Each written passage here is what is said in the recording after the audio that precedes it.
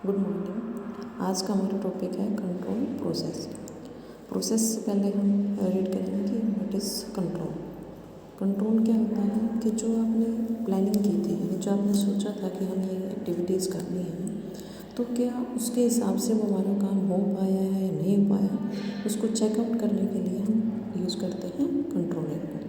Controlling किसी भी business organisation के लिए बहुत ज़रूरी है, क्योंकि जितनी भी एक्टिविटीज़ हम कर रहे हैं, अगर उसको अच्छे से मैनेज ना किया जाए, उसको चेकआउट ना किया जाए, तो आपका जो कोई भी एक्टिविटी है वो सिस्टम में नहीं हो पाएगी। तो इसके स्टेप्स क्या होंगे कंट्रोलिंग करने के लिए? कंट्रोलिंग आपको करनी है तो सबसे पहले तो हमें डिसाइड करना होगा कि हमें करना क्या है, क्योंकि जब तक हमें ये नहीं पता होगा कि हमें करना क्या है तो हम उसके ऊपर कंट्रोल नहीं कर पाएंगे। तो इसके लिए फर्स्ट जो स्टेप है हमारा सेटिंग परफॉर्मेंस स्टैंडर्ड। मीन एक ऐसा क्राइटेरिया डिसाइड करना जो हम मेजरमेंट के लिए यूज करेंगे। जैसे हमने लेबर के लिए कह रखा कि आपको एक दिन में 10 यूनिट प्रोड्यूस करनी है। ये स्टैंडर्ड हर एक ऑर्गेनाइजेशन के हिसाब से, हर एक डिपार्टमेंट के हिसाब से अलग अलग हो सकता है। स्टैंडर्ड मीन जो एक्चुअल नॉर्मल सिचुएशन में आप कितना उस लेवल तक काम कर सकते हो। वो क्वांटिटी की फॉर्म में भी हो सकता है, वो वैल्यू की फॉर्म में भी हो सकता है, वो अलग अलग डिपार्टमेंट के अकॉर्डिंग अलग अलग हो सकता है। प्रोडक्शन डिपार्टमेंट है तो अपनी क्वांटिटी कितनी प्रोड्यूस करनी है उसके हिसाब से सेट कर सकता है। सेल्स डिपार्टमेंट है तो एक दिन में जैसे कितना सेल करना है, या कितनी यूनिट बेच करानी है, या कितने अमाउंट में बेच करानी है। तो इस तरीके से हर एक डिपार्टमेंट का अपना अपना एक स्टैंडर्ड जो है वो सेट करेंगे। And second step is measuring actual result. फिर वास्तव में देखेंगे कि वास्तव में उन्होंने कितना किया है। कोई भी डिपार्टमेंट्स, चाहे वो प्रोडक्शन है, परचेज है, सेल्स है, कि उन्होंने कितना टारगेट रखा था और वास्तव में कितना काम किया है। और वास्तव में कितना किया है उसके लिए बहुत सारे तरीके हो सकते हैं। या तो सुपरविज़न खुद की जाए, या उनका डायरेक्टली बिहेवियर को चेक किया जाए, या उनका किसी दूसरा डिपार्टमेंट है तो उनकी टेस्ट है, इंटरव्यूज़ वगैरह हैं, उनकी परफॉर्मेंस को वहाँ से लिया जाए। तो वास्तविक जो परिणाम है उसको हम यहाँ से मापेंगे। उसके बाद तीसरा स्टेप क्या होगा कि हम इन दोनों की तुलना करेंगे। मीन आपने क्या डिसाइड किया था कि हमने करना क्या है और वास्तव में क्या किया है, उन दोनों के आपस में कंपैरिजन करना।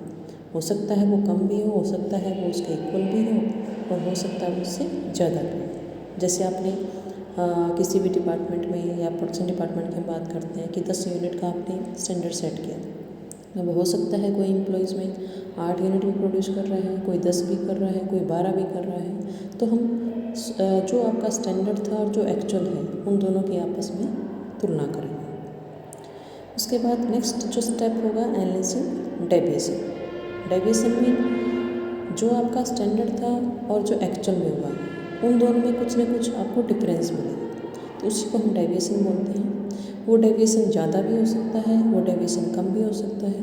जैसे आपने 10 यूनिट का स्टैंडर्ड सेट किया और किसी ने 12 यूनिट प्रोड्यूस की हैं तो उसको हम कहेंगे पॉजिटिव डेविएशन। और अगर किसी ने 8 यूनिट प्रोड्यूस की हैं तो उसको हम नेगेटिव डेविएशन कहेंगे।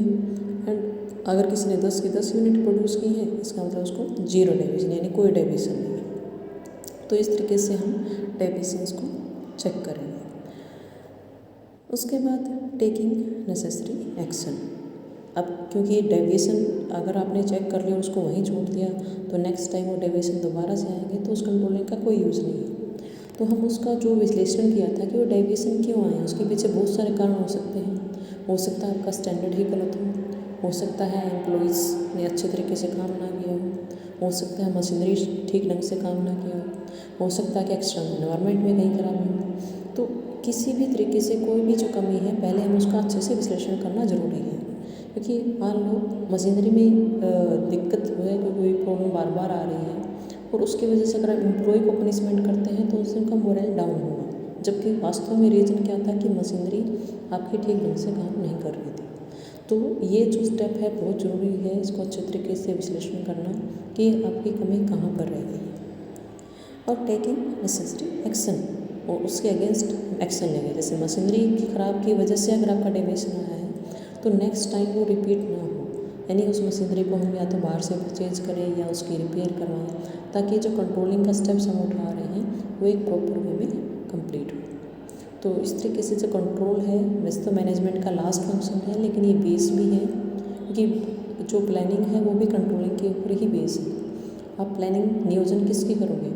अगर आपके पास कोई भी प्रॉब्लम नहीं है, आपको पता नहीं है कि स्टेप्स क्या लेने हैं, तो हमारे जो फर्स्ट फंक्शन है वो भी कंट्रोलिंग के ऊपर ही बेस है। Thank you.